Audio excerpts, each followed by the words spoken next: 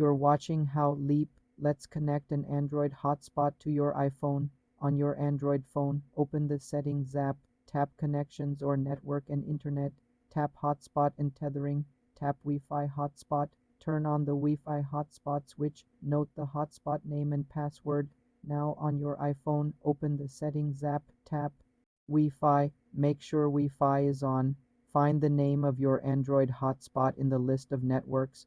Tap on it, enter the password when prompted, tap Join. Your iPhone is now connected to the Android hotspot. You're watching How Leap. Let's connect an Android hotspot to your iPhone. On your Android phone, open the Settings app, tap Connections or Network and Internet, tap Hotspot and Tethering, tap Wi-Fi hotspot, turn on the Wi-Fi hotspot switch, note the hotspot name and password. Now on your iPhone, open the Settings app, tap Wi-Fi, make sure Wi-Fi is on.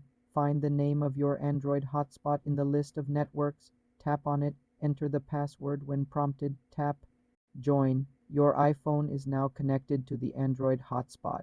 You can also connect via Bluetooth or USB, but Wi-Fi is the easiest method. For more simple tech tutorials, subscribe to the channel.